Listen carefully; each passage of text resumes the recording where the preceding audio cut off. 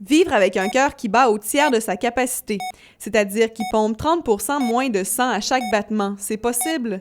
Jean Coulombe en est la preuve vivante. Sauf que son cœur menace de s'arrêter à tout moment. Parce que le muscle du cœur n'est pas assez fort. Il est mou.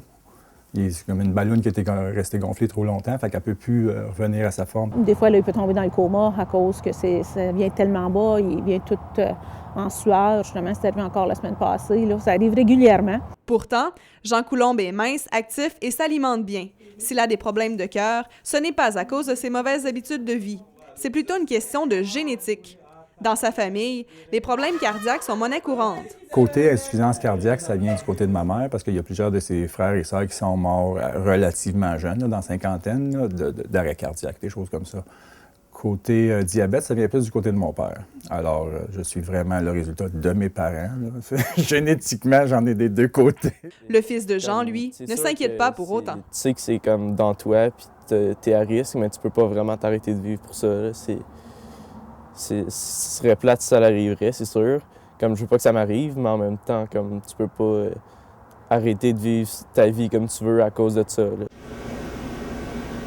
Plusieurs se doutaient, mais sans en être sûrs, que certaines maladies du cœur pouvaient être génétiques. Or, au début du mois de décembre, un groupe de chercheurs, dont 2 provenant de l'Institut de cardiologie de l'Université d'Ottawa, l'a confirmé. Ils ont comparé des échantillons sanguins de centaines de milliers de patients qui sont atteints d'une maladie cardiaque avec d'autres qui ne le sont pas.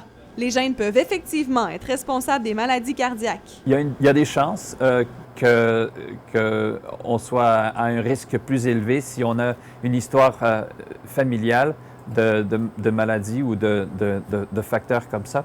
Mais souvent, dans les familles, on mange la même chose. Alors, il y a aussi des facteurs environnementaux. Ce qui pourrait sauver Jean, ce sont les défibrillateurs. Il envisage d'ailleurs de s'en procurer un pour la maison. Est-ce que je devrais attendre d'avoir un arrêt cardiaque puis de dire, bien, il n'y a personne qui m'en a amené un, ou je dis, bien, façon d'être proactif, c'est justement de voir s'il y a moyen d'en avoir un puis de l'amener ici pour que si ça se passe, c'est comme la ceinture de sécurité. Si ça se passe, je vais avoir ce qu'il faut à ce moment-là. Certainement, quand le muscle cardiaque cesse de contracter, le sang ne se rend plus au cerveau et c'est essentiel de pouvoir recommencer le battement cardiaque pour rétablir la circulation. On ne se questionne pas c'est quoi cette petite boîte-là. Elle est là. C'est un petit bidule vert qui est à l'intérieur. Il ne faut pas être intimidé si jamais il y a une situation. On peut l'installer, le mettre en fonction. Mais l'acquisition d'un tel appareil ne mettra pas Jean à l'abri d'un malaise comme il l'a vécu il y a 2 ans. Au jour de l'an 2010, sa femme a dû le transporter d'urgence à l'hôpital. Le pire aurait pu arriver. Ça m'est arrivé d'être à l'hôpital le 30 décembre, d'un soin intensif, puis pas savoir si j'étais pour voir la nouvelle année. C'est 2 jours plus tard. Donc oui, mon cœur va me causer des problèmes. Il m'en a déjà causé. Malgré ses problèmes cardiaques, Jean garde le moral et espère avoir de nombreuses histoires à raconter à ses futurs petits-enfants. Mégane Dionne, La Cité collégiale, Ottawa.